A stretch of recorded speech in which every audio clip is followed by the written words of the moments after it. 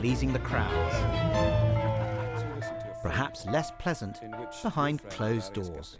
Making up quotes, lying to your party leader, wanting to be part of someone being physically assaulted. You're a nasty piece of work, aren't you? On the stage, an international diplomat with a personal flourish, but often fluffing lines. This was a place that was, trying to think what happened in the Second World War. What did we do in the Second World War? It was neutral, wasn't it? The Azores, what did we do in the Azores? And now, a statesman? A keen student of Winston Churchill, Boris Johnson believes his moment of destiny is nearing. I think it's a very tough job being Prime Minister. Very tough job. I mean, obviously, if the ball came loose from the back of a scrum, which it won't, or of course it'd be a great thing to have a crack at. Now the ball is firmly in his hands as Boris Johnson launches his campaign tomorrow as the front runner. He has an estimated 68 supporters, 37 short of the target of 105 MPs needed to secure a place in the final two. Boris Johnson is joking in private that his campaign is going worryingly well. The stars are currently aligning in his favour thanks to two factors. Conservative MPs from across the party believe he is best placed to take on Nigel Farage. And Brexiteers are delighted with his pledge to leave the EU at the end of October, deal or no deal.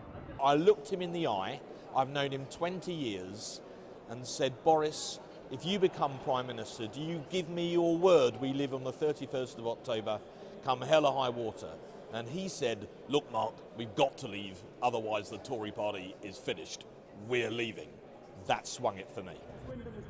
From the other side of the party, an unlikely figure has signed up. I've decided in these unprecedented circumstances to back the one person who I think has the charisma and the energy to get us through not just these months of Brexit, but also the years ahead, and that is Boris Johnson. A historian of the Tory party believes there's one reason above all to explain Boris Johnson's current lead.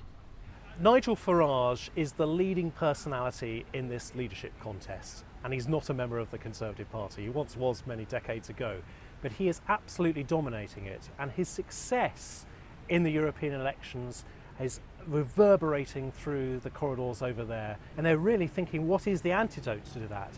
Who is the big personality who can take on both Farage and Jeremy Corbyn? And at the moment, it seems that Boris Johnson is the answer to that question.